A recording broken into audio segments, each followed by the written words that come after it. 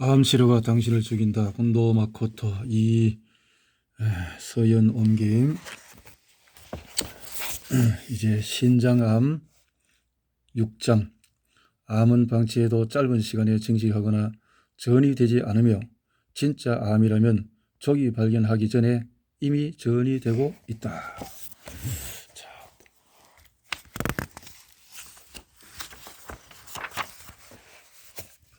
방치하다 수술했더니 전이 되었다. 암이라는 진단을 받은 것은 2003년 5월 60세 때의 일이다. 카레를 억지로 먹고 잠자리에 누웠는데 밤중에 갑자기 배가 아프고 혈뇨가 나왔다. 개업일을 찾아가 CT를 찍자 6cm 정도의 종양이 왼쪽 신장에서 발견되었다. 소개를 받아 찾아간 근처의 적십자사 병원에서 이건 암입니다 하고 진단을 내렸다.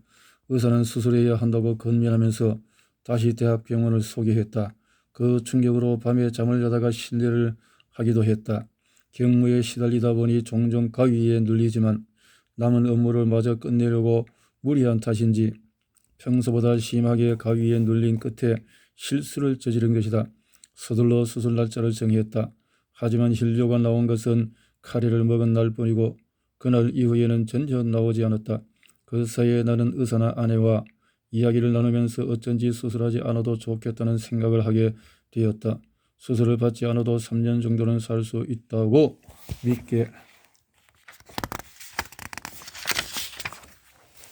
된 나는 앞으로 3년만 살 수 있다고 만족한다고 생각하고 수술을 받지 않겠다고 아내에게 선언했다. 아내는 크게 실망하여 눈물을 그치지 못했다. 곤도 선생의 책을 읽고 2003년 6월에 곤도 선생에게 진찰을 받았다. 그리고 3개월간 상태를 지켜보기로 했다. 신장암은 커지지 않는 경우가 많은 모양이다.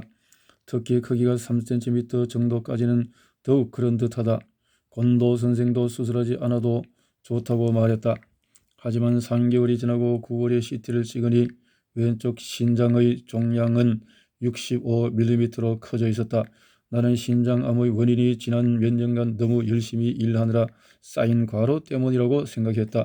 종양의 크기는 2005년 7월에 70mm가 되었지만 그로부터 2년이 지난 2007년 8월에도 역시 70mm로 변함이 없었다. 경과만 보면서 치료를 받지 않으니 더할 나위 없이 편했다. 그 사이에 6개월가량 곤도 선생에게 상담하지 않고 한방약과 탈리도마이드라는 약을 복용한 적이 있을 뿐이다. 물론 효과는 전혀 느끼지 못했다. 신장암이라는 진단을 받은 지 5년 가까이 지날 무렵까지도 아무 변화가 없었다. 그런데 그해 말에 내가 만든 소프트웨어의 해적판이 나오는 바람에 애써 만든 소프트웨어가 무료로 퍼지게 되었다. 말도 안 되는 일이라고 생각하여 소프트웨어의 수준을 높이기 위해서 6개월가량 다시 이를 악물고 일했다. 그러다가 2008년 6월에 검사를 하니 왼쪽 신장의 종양이 80mm가 되어 있었다. 이때 곤도 선생이 80mm가 되었으니 수술하자고 권유를 했다. CT를 촬영한 담당자가 앞으로 조금만 더 잘하면 췌장에 이르러 인접한 부위를 파괴한다고 소견을 밝히자 곤도 선생도 마음이 흔들렸는지 수술을 받으라는 말을 꺼낸 것이다. 나로서는 그동안 수술하지 말자고 말해온 곤도 선생에게 수술하자는 소리를 들으니 혼란스러웠다. 2008년 6월에 처음 수술을 권유받고 고민하다가 다음 해인 2009년 3월에 비뇨기과에 병실이 비어 게이오 대학병원에서 수술을 받았다. 오야모토스구 교수가 수술을 맡아 왼쪽 신장 전부를 절제했다. 그때 임파선은 떼지 말아 달라고 오야 교수에게 부탁하니 쓸데없는 부탁은 하지 말라며 단호히 거절했다. 하지만 수술을 받고 1년 1개월 후인 이듬해에 2010년 4월에 암이 폐에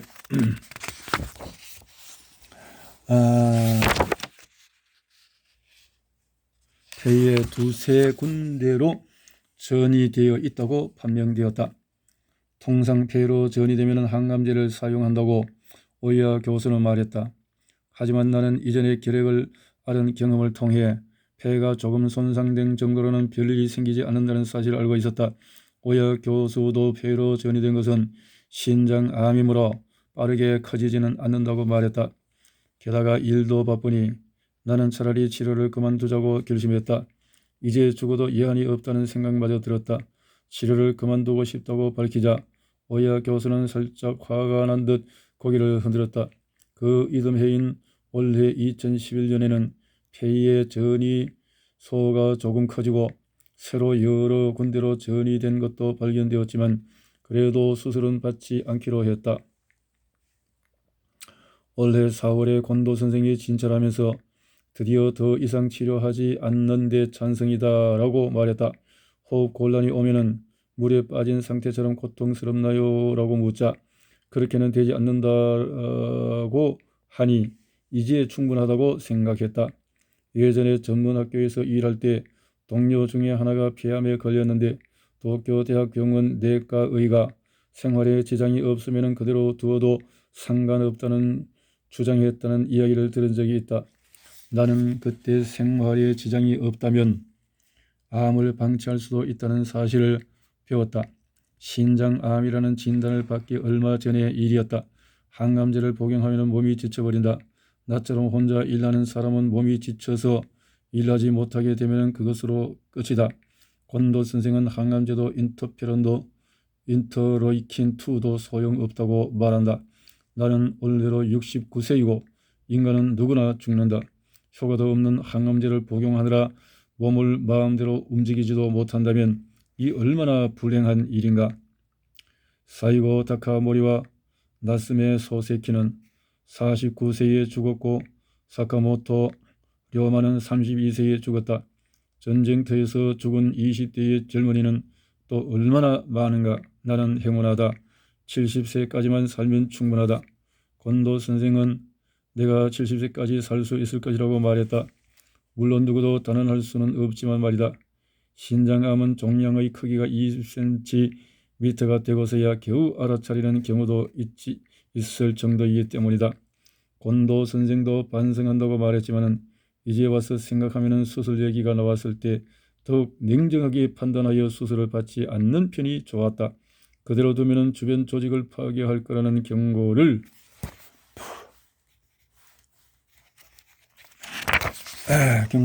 들었지만 이는 위협이나 다름없지 않은가?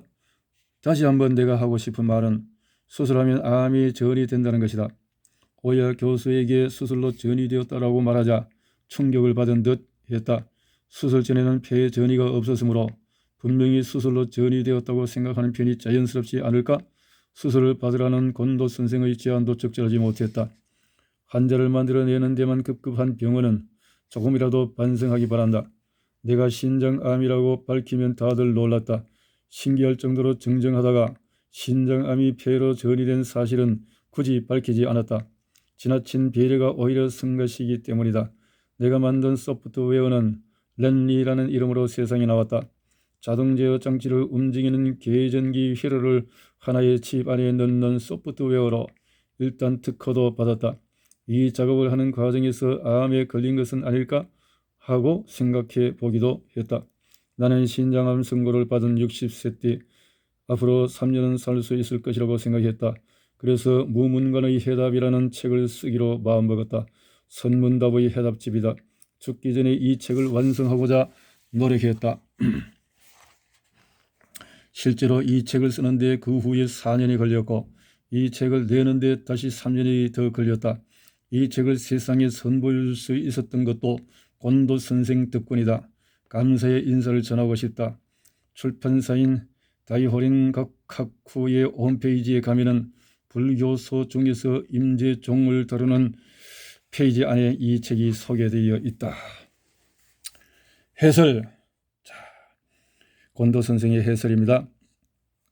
나는 왜 수술을 권했는가? 나도 한 사람의 의사로서 환자에게 도움이 된다고 판단해서 조언했지만 때로는 예상을 빗나가는 결과가 나오기도 한다. 고바야시 씨가 그렇다. 당시 수술을 권하지 말았어야 한다고 후회한다. 수술 이후에 전이가 나타났기 때문이다.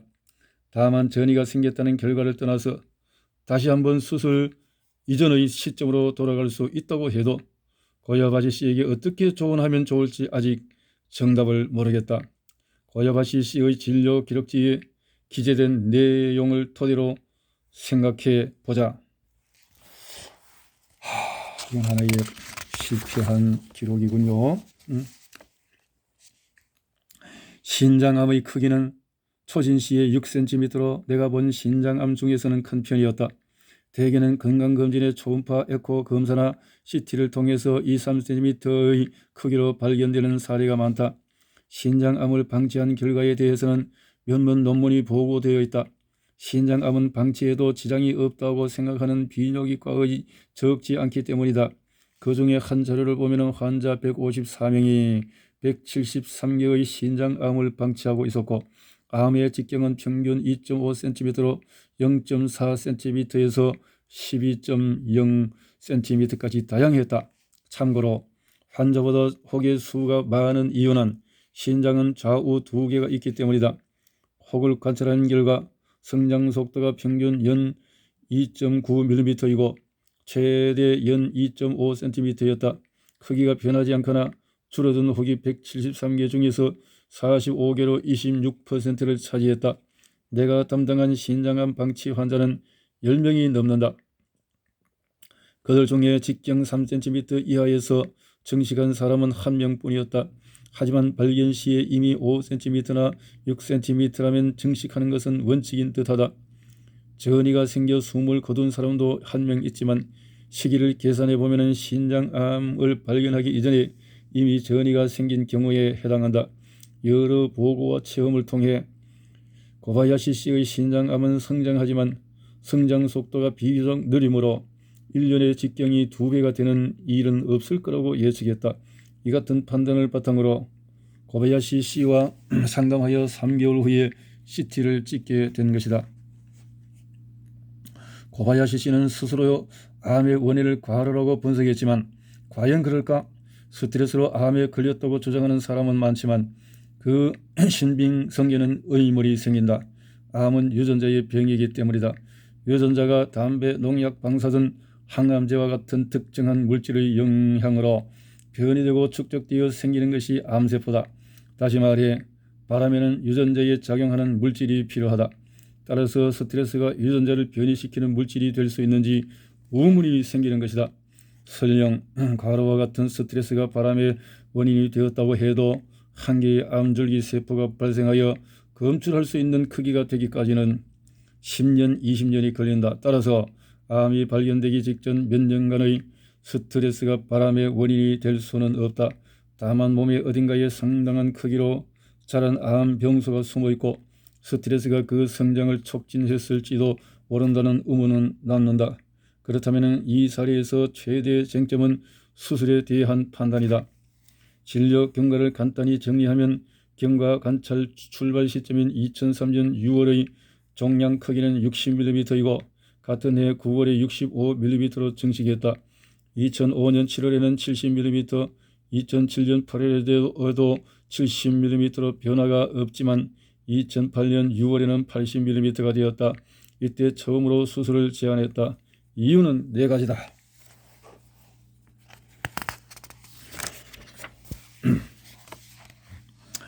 첫 번째 이유는 이대로라면 종양이 더욱 증식하여 등통 등의 증상이 나올 가능성이 있었기 때문이다. 다만 방사선 진단의가 앞으로 조금만 더 자르면 췌장에 이르러 인접한 부위를 파괴한다고 보고한 내용은 단정히 지나치다. 다시 말해서 CT로는 췌장에 닿기까지 앞으로 어느 정도 남았는지는 알 수 있더라도 정말로 다다랐는지는 추측만 할 뿐 단정할 수는 없다. 설령 췌장에 이르렀다고 해도 인접한 부위를 파괴하게 될지는 그때가 되어 보지 않으면 알 수 없는 법이다. 두 번째 이유는 종양이 80mm인데도 전이 소견이 보이지 않았기 때문이다. 유방암을 다룬 장에서 언급했듯이 전이는 원벌수가 극히 작을 때 생기므로 80mm라는 크기까지 전이 소견이 보이지 않는 고바야시 씨의 경우에는 몸 어디에도 전이가 없을 가능성이 높았다. 만약 다른 장기에서 전이가 발견되었다면 수술을 권하지 않았을 것이다. 세 번째 이유는 신장은 2개이기 때문이다. 미처럼 하나밖에 없는 장기라면 내가 먼저 적출술을 권하는 경우는 없다. 하지만 신장은 두 개이므로 하나를 절제해도 남은 신장의 기능이 정상이라면 살아가는데 심각한 문제가 없다. 네 번째 이유는 정신적이고 심리적인 문제다. 암을 방치하면서 상황을 지켜보다가 어느 순간 암이 증식하는 상황에 맞닥뜨리면 환자는 정신적, 심리적으로 큰 타격을 받는다. 유방암을 다룬 장에서 심리 대책으로 초과가 있는 수술에 대해 설명했는데 신장암의 경우에도 암이 발생한 쪽의 신장 적출은 삶의 질을 떨어뜨리지 않으므로 심리 대책으로서의 효과를 기대할 수 있다. 물론 신장암도 수명을 결정하는 것은 전이의 유무이므로 수술이 반드시 필요하지는 않다. 하지만 의사가 아무 말도 하지 않으면 환자의 입장에서는 아직 낙관해도 되는구나라고 믿어버릴 가능성이 있다. 나로서는 이대로 종양이 증식하여 삶의 질이 나빠진 단계에서 치료하기도 곤란하고 이미 나빠졌다면 삶의 질을 되돌릴 수 있을지 자신도 없었던 것이다. 이 모든 것을 고려해서 슬슬 수술을 받으면 어떨까요? 라고 조언했던 것이다. 고바야시 씨는 내게서 수술하자는 말을 들었다고 회고하지만 나는 평소 단정적인 말투는 사용하지 않으려고 노력한다. 만일 그렇게 들렸다면 나의 실수다. 그렇게 들렸다면 나의 실수다. 암은 수술하면 전이 될까? 어쨌든 고바야시 씨는 수술에 난색을 표하고 조금 더 상태를 지켜보고 싶다고 말했다. 나로서도 수술이 반드시 필요하다고 생각하지 않았으므로 그대로 두고 보았다. 그리고 2009년 1월 CT에서 종양은 최대 직경 102cm가 되었다. 10.2cm가 되었다. 6개월 만에 2cm가량이 증식한 것이다. 고바야시 씨는 증상이 없고 건강했지만 나는 다시 슬슬 수술 받으면 어떨까요? 너무 크면 수술하기 힘들어집니다. 라고 제안했다. 6개월 전에도 수술을 거부했지만 이때도 그냥 입을 다무는 편이 좋았을 텐데 다시 제안한 점이 내가 반성하는 부분이다. 이때도 고바야시 씨는 수술을 받고 싶어 하지 않았다. 6개월 후에 다시 보고 결정하죠 라는 말을 남기고 돌아갔다. 고바야시 씨는 그로부터 한 달 뒤에 다시 한번 CT를 찍고 종양의 최대 직경이 10.4cm가 되었다는 사실을 확인했다. 그래서 단념했는지 2009년 3월에 왼쪽 신장을 적출하는 수술을 받았다. 수술하고 1년 뒤인 2010년 3월 CT에서 오른쪽에 폐에 전이가 의심되었다. 이 단계에서는 의심이었지만 같은 해 8월 CT에서 양쪽 폐에 있던 결절 음영이 증식했으므로 폐전이라는 진단을 받았다. 이 같은 해 12월에는 양쪽 폐에 다수의 전이가 보였고 일부가 증식되어 있었다. 하지만 이듬 해인 2011년 3월 CT에서는 2010년 12월과 큰 차이가 없다는 진단을 받았다. 고바야시 씨는 수술하면 암이 전이됩니다. 수술 전에 폐 전이는 없었으니 분명히 수술로 전이 되었다고 확신할 수 있습니다. 라고 말했다. 암은 수술하면 전이 될까?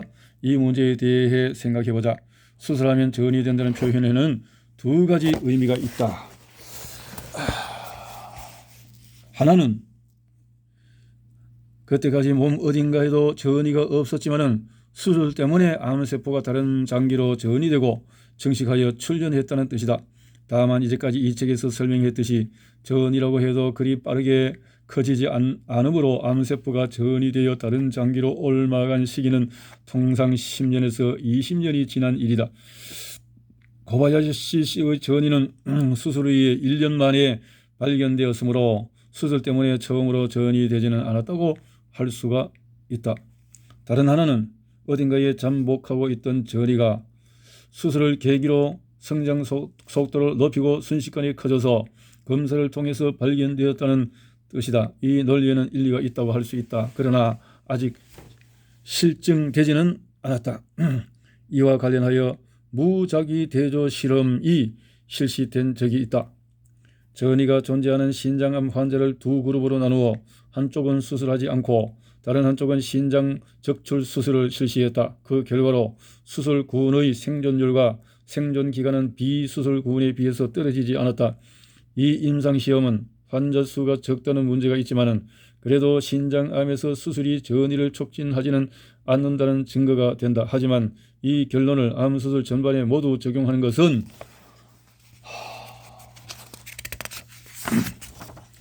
위험하다.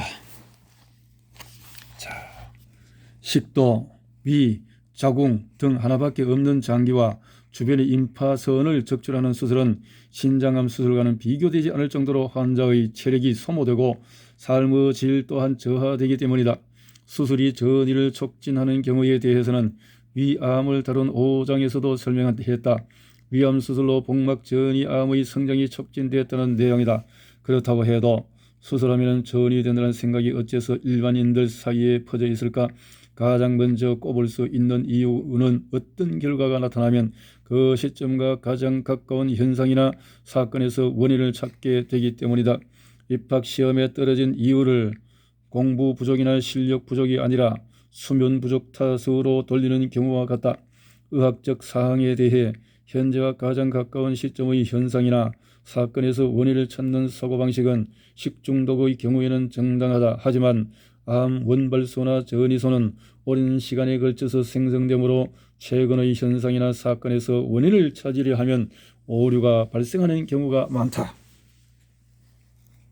두 번째로 꼽을 수 있는 이유는 수술하고 금방 전이가 발견되는 사례가 실제로 많기 때문이다. 하지만 수술 이후에 금세 전이가 발견되는 것은 이를테면 암의 숙명이다. 여러 번 설명했듯이 최초의 암세포가 발생하면 곧이어 전이가 일어나므로 원벌소가 발견될 무렵에는 전이소도 상당한 크기로 자라 있는 경우가 많다. 실제 통계에서도 전이가 출현하는 시기는 수술 이후 1, 2년 이내가 가장 많다. 게다가 외과의는 전이의 존재가 명백한 환자도 수술하는 경향이 있다. 이에 대해 최근 다음과 같은 경험을 했다. 2011년 7월 외래로 75세의 FC가 찾아왔다. 하혈로 직장암을 발견하여 도류 고마고매 병원의 대장외과에서 인공항문을 조술하는 수술을 받았지만 다발성 폐전이가 있어서 항암제 치료를 고려하고 있었다. 항암제는 무효하고 유해하므로 시작하지 말라고 얼른 말려서 다행이었지만 그동안 수술 받은 경위를 듣고서 놀라지 않을 수 없었다. 외과의가 폐전이의 존재를 알고 있었는데도 직장 절제술을 실시했기 때문이다. 수술 전후의 경과를 상세히 설명하면 다음과 같다.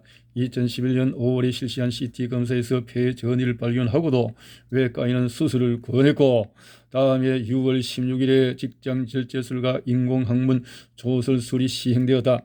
이 수술로 복벽에 묶은 대장 끝에서 변이 나오자 복벽에 집변 주머니를 늘 달고 있게 되었다. 그리고 6월 30일 CT 검사 결과 양쪽 폐에 7개의 전이가 있다는 통보를 받았다. 초진 시에는 수술 이전인 5월에 찍은 CT를 지참하지 않았다. 병원에 조회장을 보내 확인하니 전이로 생각되는 음영이 여럿이 있었다. 설령 CT에서 발견되는 전이가 하나였다고 해도 직장을 절제하는 수술은 비상식적이다. CT에서 발견되는 폐전이의 배후에는 이렇게 이미 전이가 되면 수술 자체를 하지 말아야 되는데 이렇게 상술적으로 함부로 칼을 대고 수술했다라는 거죠. 자, 무수하고도 미세한 전이소가 숨어 있는 경우가 거의 대부분이기 때문이다. 또한 FC에게 소량의 하혈이 있었지만 배변 곤란 증상은 없었고 삶의 질은 100% 양호했다. 폐전이가 있으므로 직장 수술이 필요한 시기가 오기 전에 임종을 맞이할 가능성도 있었다. 그런데도 직장을 절제하여 집변 주머니를 평생 달고 살 수밖에 없게 되었으니 과도한 수술로 삶의 질을 현저히 악화시켜 버린 셈이다. 이것이 전국 암 진료 제휴 거점 병원으로 인정받는 병원에서 일어난 일이어서 더욱 놀랍다. 그렇다면 이 병원 외에도 비슷한 방식의 진료나 수술을 실시하는 병원이 적지 않다고 추측할 수 있다. 수술 후에 즉시 전이가 생긴 환자와 그 가족은 수술 전 CT 영상을 확보해 다른 의사에게 보여주고 의견을 들을 필요가 있을 것이다. 고바야시 씨의 이야기로 돌아가자 신장암의 크기는 수술 시점에 10cm가 조금 넘는다. 1년 후에 나타난 폐전이는 몇 밀리미터 크기다. 1mm는 CT에서 진단할 수 없는 크기이므로 원발소가 증식하는 속도를 기준으로 유추하면 폐 전이의 크기는 수술 시점에 1mm 전후로 생각된다. 그렇다면 원발소와 전이소의 크기는 100대 1의 비율이다. 원발소가 1mm, 저 1000미크론 일대의 전이가 생겼다는 계산이 나오니 전이가 생긴 시기를 파악하는 데는 한계가 있다. 자, 신장 검진을 정기적으로 받았어도 전이의 발생을 막지 못했다고 할 수 있다. 어차피 수술 후 1년 만에 전이가 나타났으니 수술을 미루고 1, 2년 기다렸으면 좋았을 것이라고 후회한다. 인내가 부족했다. 방치요법의 원칙대로 증상이 나타날 때까지 기다리고 대처법을 궁리해야 했다. 참, 어떻든 칼을 낸다는 거, 이거 삶의 질도 그렇고 도움이 되지 않는 치료 방법을 병원에서 함부로 그냥 난도질을 했다라는 것을 볼 수 있네요. 리드 타임 바이어스와 수술 후의 검사. 고바야시 씨는 앞으로 어떻게 해야 할까? 이제까지 수술 이후의 CT를 포함해서 비뇨기과 외래에서 정기 진료를 받고 있었지만은 2011년 3월에 CT를 찍고 앞으로의 방침을 상담하고 싶다고 나를 방문했다. 나는 우선 항암제나 분자 표정약을 거부하는 데 찬성했다. 현재 증상은 없고 전이가 다소 있으므로 방사선 치료로 폐를 치료한다 해도 의미가 없다. 이와 같이 어떤 사례에서는 다시 무치료와 방치로 돌아가 상태를 지켜보는 방법이 가장 좋지 않을까? 재발하거나 전이한 경우에도 암방치요법은 매우 유력한 선택지다. 말하자면 암은 치료받지 않아야 된다라는 건데 괜히 칼 대서 또 다시 방치요법으로 들어간다. 그래도 그것이 유리하다 이 말인데요. 전이를 방치하는 경우에 경과를 관찰하는 방법에는 세 가지가 있다. 첫 번째는 CT를 이용해서 정기 검사를 실시하는 방법이다. 고바야시 씨에게 비뇨기과 A가 실시한 방법으로 이를 통해서 작은 병소를 발견할 수 있다. 이렇게 하면 전이를 발견하고 사망에 이르기까지의 수명은 검사를 받지 않은 경우보다 길어진다. 하지만 거기에는 속임수가 있다. 설명하자면 다음과 같다.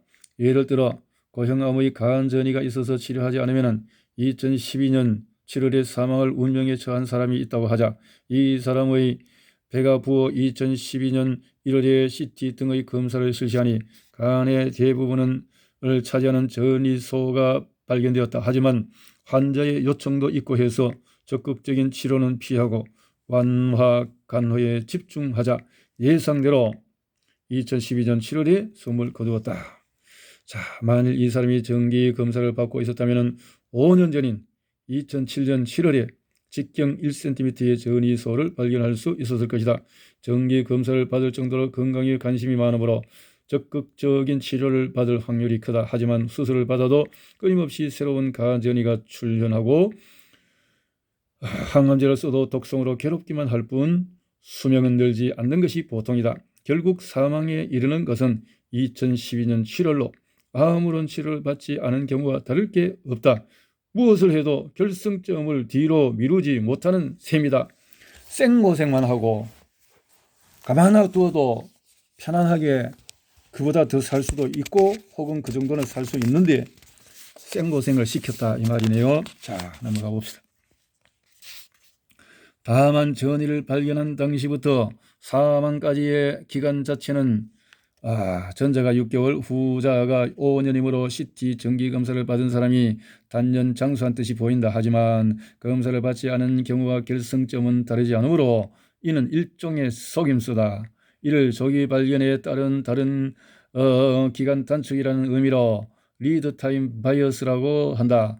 예전에 비해 전이암의 수명이 느렸다고들 하지만 이는 전부 리드타임 바이어스로 설명할 수 있다. 이 속임수는 우리에게 중요한 물음을 던진다. 과연 수술을 받은 다음에 검사를 해야 하는지에 대한 의문이다. 검사를 전혀 받지 않는다면 자신도 모르는 사이에 전이 범위가 넓어져서 앞으로 수명이 몇 개월밖에 남지 않았을 때 겨우 상태를 알게 될지도 모른다. 한편 수술을 받은 다음에 검사를 정기적으로 받는다면 전이 범위가 확대되기 전에 발견할 수 있다. 그래서 수명이 늘어났다고 느낄 수도 있지만 사망에 이르기까지의 기간이 길므로 그 사이에 끊임없이 전이의 확산과 죽음의 공포에 떨어야 한다. 항암제에 시달리게 되는 경우가 많은 것도 문제다. 항암제를 사용하기 시작하면 머지않아 독성으로 사망하는 사람이 적지 않고 당장 사망하지 않더라도 수명이 다소 줄어든다. 운명으로 예정된 인생의 마지막 날에도 이르지 못하는 것이다. 또한 수술을 받은 다음에 실시하는 검사의 대상에는 가짜 암에 걸린 환자도 다수 포함되어 있어 그들에서 심리적 부담이나 육체적 부담도 문제가 된다. 가짜 암 환자는 전이가 없으므로 원발소를 치료한 이후에는 건강한 사람과 같지만은 검사를 받게 되면은 그때마다 재발과 전이가 발견될까봐 불안에 시달려야 하는 것이다. 이 스트레스를 피하기 위해서 검사를 받지 않는 사람도 많다. 육체적 부담이란 검사에 따른 직접적인 피해를 말한다.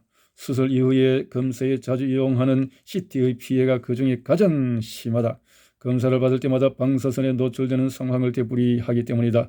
후쿠시마 원전 사고 이후의 논의에서 인체가 방사선에 노출되면 발암의 위험이 있고 안전하다고 확신할 수 있는 기준치가 없다는 내용이 공개되었다. 거기서 논의의 대상이 된 연간 1mS라든지 20mS라는 기준의 후보는 문제도 되지 않을 만큼 CT는 방사선 노출량이 많다. 조영제를 사용해서 전신을 검사하면 CT 장치에 따라 다르지만 한 번에 50에서 100mS를 넘을 가능성도 있다. 수술 이후에 전이가 몸의 어디에도 잠복하지 않은 가짜 암 환자에게는 CT 정기 검사가 발암 촉진제나 마찬가지다. 그러니까 가짜 암인데 괜히 방사선 때문에 진짜 암을 만들 수 있고 나중에는 그 암 때문에 죽었다라고 말하면 아무 소용없죠. 고야바시 씨의 사례로 돌아가자. 고바야시 씨의 폐전이에 이용될 만한 두 번째 방법은 이미 언급했듯이 검사를 하지 않다가 암 때문에 생기는 증상이 나타나면 검사하는 방법이다. 증상이 나타난 이상 자신에게 남겨진 시간이 적다는 결점이 있지만은 한마디로 가장 자연적인 방법이라고 할 수 있다. 전이가 있는 진짜 암은 낫지 않기 때문에 발견이 빠르든 느리든 본래의 수명은 다르지 않으므로 가장 논리적인 방법이기도 하다. 다만 이 방법은 전이의 존재가 분명하지 않은 단계라면 환자가 받아들이기 쉽지만 고바야시 씨와 같이 전이가 있다는 사실이 확인된 경우라면 환자의 심리상 좀처럼 선택하기 어려운 면이 있다. 그래서 제3의 선택지로 CT가 아니라 흉부 엑스레이 촬영으로 검사하는 방법을 쓴다. 전이된 부위가 1cm 정도의 크기가 되지 않으면 찍히지 않지만 그래도 치료하려고 하면 수술이나 방사선으로 충분히 치료할 수가 있다. 고바야시 씨의 경우에 세 번째 방법을 선택했으므로 6개월에 한 번 흉부 엑스레이 촬영을 하고 있다. 흉부 엑스레이 촬영의 방사선 노출량은 CT의 몇 백분의 1 정도이다. 200, 300, 400, 500분의 1 정도가 될 수도 있겠죠. 자, 이렇게 적게 방사선을 찍을 수 있는 흉부 엑스레이도 있고 하는 방법이 있지만 그러나 역시 방사선에 노출된다라는 의미에서 이 정말 현대 의학의 맹점이 너무나 크게 보입니다. 이 곤도 마코토 선생님이 훌륭하시지만 그러나 정말 우리 대체요법에 건강에 피를 깨끗하게 하고 장을 깨끗하게 하고 면역력을 키워서 하는 방법이 가미된다면 살 수 있는 사람들이 수많은 사람들이 이렇게 희생을 당한다라는 정말 안타까운 내용을 살펴보았습니다.